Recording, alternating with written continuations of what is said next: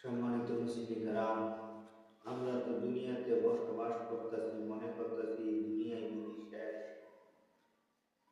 এখানে যেমন আল্লাহ ন্যাক করলেও নগদ কোনো পুরস্কার দিতেছে না, গুনাহ করলেও নগদ কোনো শাস্তি দিতেছে না। মনে করতেছি যে তাইলে বুঝি আর আমাদের ভালো কাজেরও কোনো প্রতিদান মনে হয় দিত না, খারাপ কাজের জন্য মনে হয় কষ্ট শাস্তি মনে হয় দিত। এটা আমরা ভুল বুঝতেছি।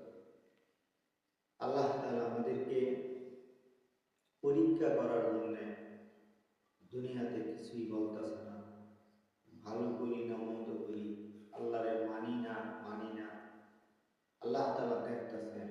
নবীর তরিকায় চলি না চলা বাদ দিই, আল্লাহ তাআলা দেখতেছেন। কিন্তু আল্লাহ তাআলা কোরআনে কারিমে হাদিসে আল্লাহ রাসূলের দ্বারাই জানিয়ে দিয়েছেন জায়েজ না জায়েজ, ভালো মন্দ।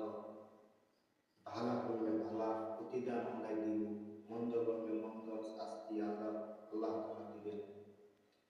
আল্লাহ তাআলা বুঝাইতেছেন, তোমাদের জন্য আদেশ নিষেধ আমি আল্লাহর প্রতিজ্ঞা আমার নবীর মাধ্যমে জানাইছি। যা আদেশ করছি মানার জন্য তা মানো, যা নিষেধ করছি তা বর্জন করো। পরকালে অবশ্যই তোমাদেরকে ভালো কাজের প্রতিদান ভালো দেওয়া হবে, খারাপ কাজের কারণে অবশ্যই তোমাদের শাস্তি আযাব দিতে হবে, দিব।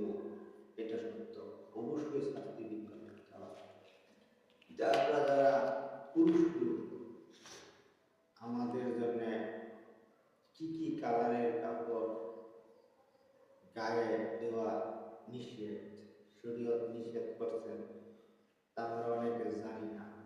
না জানার কারণে কালারের কাপড় পিন্ধার কারণে আমাদের প্রতি আল্লাহ রাসূল নারাজ, রাগ হয়। আর যদি আমরা জানি তাহলে বর্জন করলে আল্লাহ এবং রাসূল খুশি হয়, কারণ আল্লাহ এবং রাসূল ওটা পছন্দ করেন। তের ভিতরে লেগছে লাল টুকটুকা কোনো কাপড় সামনে পিতা, এটা নিষেধ। এবং হলুদ কালারের কোনো কাপড় আপনি কিনবেন না। হলুদ কালারের কাপড় এবং লাল টুকটুকা কালারের কাপড় ছাড়া যাবিত সমস্ত কাপড় পুরুষরা কিনতে পারবে, যা নিষেধ নাই। তবে রেশমি কাপড় যেটা, এটা কিনতে যেতে হবে। রেশমি কাপড় কিনা নিষেধ। আর পুরুষের জন্য স্বর্ণ ব্যবহার করা নিষেধ। স্বর্ণ, আল্লাহ তাআলা বলেন, এ হলো মোটামুটি পুরুষের জন্য এটি হলো নিষেধ। আর টাকনুর নিচে লুঙ্গি, পায়জামা, প্যান্ট এটি ব্যবহার করা নিষেধ। টাকনুর উপরে যেন থাকে, লুঙ্গি হোক, প্যান্ট হোক, পায়জামাই হোক, টাকনুর উপরে, এর নিচে যেন না নামে। তা মোটামুটি আমরা এটি বুঝতে পারলাম। আর বিশেষ করে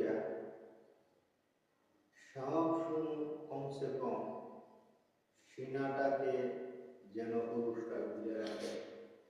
সিনা আগলা